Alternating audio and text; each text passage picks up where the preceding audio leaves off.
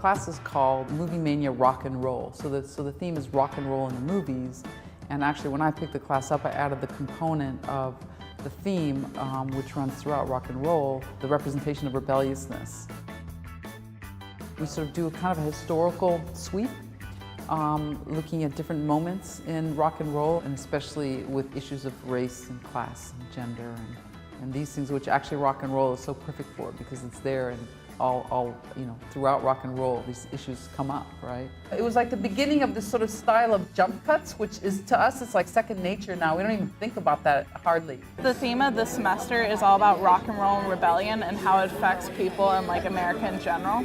So we've been watching a lot of movies on that and like touching on the fact that like what does rebellion truly mean and how did it affect the people in the movies and how it could affect us today. You can't listen to those lyrics and not get fired up about an innocent man put to jail for a good amount of his life, especially in the peak of his career when he could have been a world champion and the white man deprived him of that. Like, it's the truth and it's real. If you read the Port Huron statement, it's like these conventional means are not working. One of the main things that I want them to get at this class is when they look at movies and they see these things represented, to think about what they mean and what's actually being said. So to not take things always at face value. What is this movie saying about race? What is this movie saying about generation?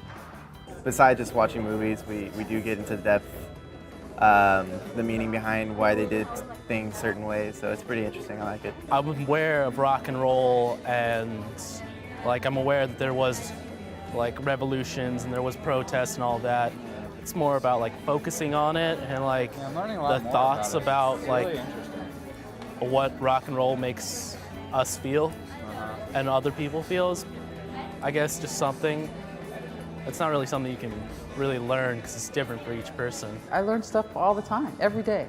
I mean, and that's why I set up my class always with a lot of questions, and sometimes I build them into my presentation, and sometimes it just occurs to me, well, what do they actually know, or what do they think about this, or does that really relate to them? And and you saw today, it's like a few times I'm like, well, does this have any resonance for you? I mean, does this relate to anything you know about? And I learn about their lives, about their culture, about what interests them, about what they think about. So yeah, I'm constantly learning about what they think about. And of course, that's one of the joys of teaching, is that you stay connected to this next generation and what's happening.